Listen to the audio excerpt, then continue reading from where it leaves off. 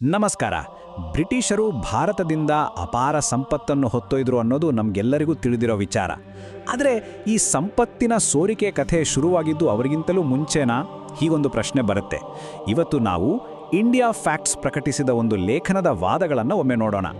ಈ ಲೇಖನ ಮೊಘಲ್ ಸಂಪತ್ತಿನ ಸೋರಿಕೆ ಅನ್ನೋ ಒಂದು ಸಿದ್ಧಾಂತವನ್ನು ನಮ್ಮ ಮುಂದಿಡುತ್ತೆ. ಸರಿ, ಹಾಗಾದರೆ ಈ ಲೇಖನದ ಪ್ರಕಾರ ನಾವು 5 ಮುಖ್ಯ ಅಂಶಗಳನ್ನು ಗಮನಿಸಬೇಕಾಗತ್ತೆ. ಮೊದಲನೇದಾಗಿ ಸಂಪತ್ತಿನ ಸೋರಿಕೆಯ ಬಗ್ಗೆ ಒಂದು ಬೇರೆಯಾದ ದೃಷ್ಟಿಕೋನ. ಎರಡನೇದು, ಈ ಸಂಪತ್ತು ದೇಶ ಬಿಟ್ಟು ಹೇಗೆ ಹೋಯಿತು. ಮೂರನೇದು, ಇದರಿಂದ ಸಾಮಾನ್ಯ ಜನರ ಮೇಲೆ ಆದ ಪರಿಣಾಮವೇನು. ನಾಲ್ಕನೇದು, ವಿದೇಶಿ ಆಡಳಿತಗಾರರು ಮತ್ತು ಅವರ ನಿಷ್ಠೆಯ ಬಗ್ಗೆ ಲೇಖನ ಏನು ಹೇಳುತ್ತೆ. ಮತ್ತು ಕೊನೆಯದಾಗಿ ಈ ಲೇಖನದ ಅಂತಿಮ ತೀರ್ಮಾನವೇನು ಅಂತ ನೋಡೋಣ. ಬನ್ನಿ ಮೊದಲನೇ ಅಂಶದಿಂದ ಶುರು ಮಾಡೋಣ. ಮೊದಲನೇ ಭಾಗ, ಸಂಪತ್ತಿನ ಸೋರಿಕೆಯ ಒಂದು ವಿಭಿನ್ನ ದೃಷ್ಟಿಕೋನ, ಅಂದರೆ ಈ ಲೇಖನದ ಮೂಲವಾದ. ಹಾಗಾದರೆ ಏನಿದು ಲೇಖನದ ಮೂಲವಾದ? ನೋಡಿ, ಇದು ಶುರುವಾಗೋದೇ ಒಂದು ನೇರವಾದ ಹೇಳಿಕೆಯಿಂದ. ಲೇಖಕರು ಹೀಗೆ ಬರೀತಾರೆ: ಬ್ರಿಟಿಷರಿಂದ ಭಾರತದ ಸಂಪತ್ತಿನ ಸೋರಿಕೆಯಾಗಿದ್ದು ಎಲ್ಲರಿಗೂ ಗೊತ್ತಿರೋ ಸತ್ಯ. ಆದರೆ ಈ ಸಂಪತ್ತಿನ ಸೋರಿಕೆ ಮೂಲತಃ ಶುರುವಾಗಿದ್ದೇ ಇಸ್ಲಾಮಿಕ್ ಆಕ್ರಮಣಕಾರಿಗರಿಂದ. ಸೊ ಲೇಖನದ ಮುಖ್ಯ ಪಾಯಿಂಟ್ ತುಂಬಾನೇ ಸ್ಪಷ್ಟವಾಗಿದೆ. ಅಂದರೆ ಬ್ರಿಟಿಷರು ಬರೋಕ್ಕೂ ಮುಂಚೆ ಒಂದು ದೊಡ್ಡ ಪ್ರಮಾಣದ ಸಂಪತ್ತು ಭಾರತದಿಂದ ಹೊರಗೆ ಹೋಗ್ತಿತ್ತು ಅನ್ನೋದು ಇವರ ವಾದ. ಸರಿ, ಈಗ ಎರಡನೇ ಭಾಗಕ್ಕೆ ಬರೋಣ. ಲೇಖನದ ಪ್ರಕಾರ ಈ ಸಂಪತ್ತು ದೇಶವನ್ನ ಬಿಟ್ಟು ಹೋಗೋಕೆ ಯಾವೆಲ್ಲ ದಾರಿಗಳಿದ್ವು, ಅದನ್ನ ಹೇಗೆಲ್ಲ ಕೊಂಡೊಯ್ಯಲಾಯಿತು. ಲೇಖನದಲ್ಲಿ ಹೇಳುವ ಮೊದಲನೇ ವಿಧಾನ ಬಾಬರನ ಉದಾರತೆ ಅಂತ. ಅಂದರೆ ಆಗ್ರಾವನ್ನ ಗೆದ್ಮೇಲೆ ಮೊದಲ ಮುಘಲ್ ಚಕ್ರವರ್ತಿ ಬಾಬರ್ ಖಜಾನೆಯಲ್ಲಿದ್ದ ಅಪಾರ ಹಣವನ್ನು ಬೇರೆ ಬೇರೆ ವಿದೇಶಗಳಿಗೆ ಹಂಚಿದನಂತೆ.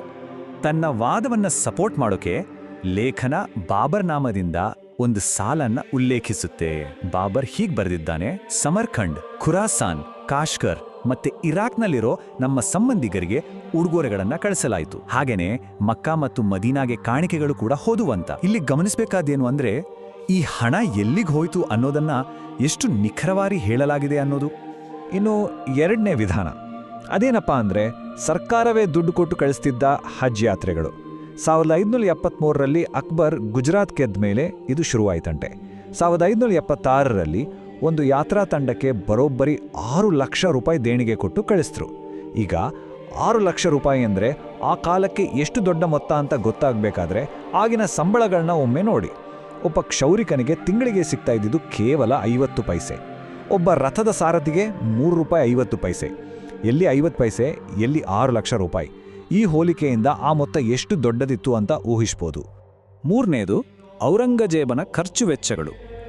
ಲೇಖನ ಹೇಳೋ ಪ್ರಕಾರ ಮಧ್ಯ ಏಷ್ಯಾ ಮತ್ತು ಮಧ್ಯಪ್ರಾಚ್ಯದಿಂದ ಬರ್ತಿದ್ದ ವಿದೇಶಿ ರಾಯಭಾರಿಗಳಿಗೆ, ದೂತರಿಗೆ ಗಿಫ್ಟ್ ಕೊಡೋಕಂತಾನೆ ಔರಂಗಜೇಬ್ 7 ವರ್ಷದಲ್ಲಿ ಸುಮಾರು 30 ಲಕ್ಷ ರೂಪಾಯಿ ಖರ್ಚು ಮಾಡಿದ್ದ. ಸರಿ, ಈಗ ಮೂರನೇ ಭಾಗಕ್ಕೆ ಹೋಗೋಣ. ಇದರಿಂದ ಜನಸಾಮಾನ್ಯರ ಮೇಲೆ ಆದ ಪರಿಣಾಮವೇನು? ಈ ಎಲ್ಲ ಆರ್ಥಿಕ ನೀತಿಗಳು ಭಾರತ ಜನರ ಮೇಲೆ ಹೇಗೆಲ್ಲ ಪರಿಣಾಮ ಬೀರಿದ್ವು ಅಂತ ಲೇಖನದಲ್ಲಿ ಕೊಟ್ಟಿರೋ ವಾದಗಳನ್ನು ನೋಡೋಣ. ಲೇಖನ ಒಂದು ಹೋಲಿಕೆಯನ್ನ ನಮ್ಮ ಮುಂದಿಡುತ್ತೆ. ಅದು ತೆರಿಗೆ ದರಗಳ ಬಗ್ಗೆ. ಲೇಖನದ ಪ್ರಕಾರ ಮೊಘಲರಿಗಿಂತ ಮುಂಚೆ ಇದ್ದ ಹಿಂದೂ ರಾಜರು ಬೆಳೆಯ 16ರಷ್ಟು ತೆರಿಗೆ ಹಾಕ್ತಿದ್ರು. ಆದರೆ ಮೊಘಲ್ ಆಡಳಿತಗಾರರು 30ರಿಂದ 50% ತೆರಿಗೆ ಅಷ್ಟೇ ಅಲ್ಲ, ಅದರ ಜೊತೆಗೆ ಬೇರೆ ಬೇರೆ ಸೆಸ್ಗಳನ್ನು ಹಾಕ್ತಿದ್ರಂತೆ. ಅಂದರೆ ತೆರಿಗೆ ಪ್ರಮಾಣದಲ್ಲಿ ದೊಡ್ಡ ಮಟ್ಟದ ಏರಿಕೆಯಾಗಿತ್ತು. ಆ ಕಾಲದಲ್ಲಿ ಜನರ ಪರಿಸ್ಥಿತಿ ಹೇಗಿತ್ತು ಅಂತ ವಿವರಿಸೋಕೆ ಲೇಖನವು ಫ್ರೆಂಚ್ ಪ್ರವಾಸಿ ಫ್ರಾಂಕೋಯಿಸ್ ಬರ್ನಿಯರ್ ಹೇಳಿದ ಒಂದು ಮಾತನ್ನ ಉಲ್ಲೇಖಿಸುತ್ತೆ. ಅದು ಹೀಗಿದೆ: ಆ ದಬ್ಬಾಳಿಕೆ ಎಷ್ಟೊಂದು ಹೆಚ್ಚಾಗಿತ್ತಂದ್ರೆ ರೈತರು ಮತ್ತು ಕುಶಲಕರ್ಮಿಗಳಿಗೆ ಬದುಕೋಕೆ ಬೇಕಾದ ಕನಿಷ್ಠ ಅವಶ್ಯಕತೆಗಳೂ ಸಿಗ್ತಿರ್ಲಿಲ್ಲ. ಅವರು ಬಡತನ ಮತ್ತು ಬಳಲಿಕೆಯಿಂದ ಸಾಯೋ ಹಾಗೆ ಆಗ್ತಿತ್ತು. ಆಡಳಿತದ ಖರ್ಚಿನ ಆದ್ಯತೆಗಳು ಹೇಗಿದ್ದು, ಸಾರ್ವಜನಿಕರ ಕಷ್ಟಗಳಿಗೆ ಅವರು ಎಷ್ಟು ಸ್ಪಂದಿಸ್ತಿದ್ರು ಅನ್ನೋದಕ್ಕೆ ಲೇಖನದಲ್ಲಿ ಶಹಜಹಾನ್ ಕಾಲದ ಬರಗಾಲದ ಒಂದು ಉದಾಹರಣೆಯನ್ನೇ ಕೊಡಲಾಗಿದೆ. ಮೊದಲು ಆಡಳಿತದ ಖರ್ಚನ್ನು ನೋಡೋಣ. ಲೇಖನದಲ್ಲಿರೋ ಹಾಗೆ ಕೇವಲ 2 ತಿಂಗಳಲ್ಲಿ ಶಹಜಹಾನ್ ಬಹುಮಾನಗಳು ಮತ್ತೆ ಪೆನ್ಷನ್ಗಳಿಗೆ ಅಂತಾನೆ ಸಾರ್ವಜನಿಕ ಖಜಾನೆಯಿಂದ 1.6 ಕೋಟಿ ರೂಪಾಯಿ ಖರ್ಚು ಮಾಡಿದ್ದಾನಂತೆ. ಆದರೆ ಅದೇ ಸಮಯದಲ್ಲಿ ಬರಗಾಲದಿಂದ ನರಳುತ್ತಿದ್ದ ಜನರಿಗೆ ಪರಿಹಾರ ಅಂತ ಹಂಚಿದಷ್ಟೊತ್ತ ಕೇವಲ 1 ಲಕ್ಷ ರೂಪಾಯಿ. ಒಂದು ಕಡೆ 1.6 ಕೋಟಿ, ಇನ್ನೊಂದು ಕಡೆ ಕೇವಲ 1 ಲಕ್ಷ. ಆ ಅಂತರವನ್ನು ಒಮ್ಮೆ ಗಮನಿಸಿ. ಹಾಗಾದ್ರೆ ಇದರ ಪರಿಣಾಮ ಏನಾಯ್ತು? ಲೇಖನದಲ್ಲಿ ಉಲ್ಲೇಖಿಸಿರೋ ಪ್ರಕಾರ ಆ ಬರಗಾಲದಲ್ಲಿ ಅಂದಾಜು 74 ಲಕ್ಷ ಜನ ಸತ್ತೋದ್ರು.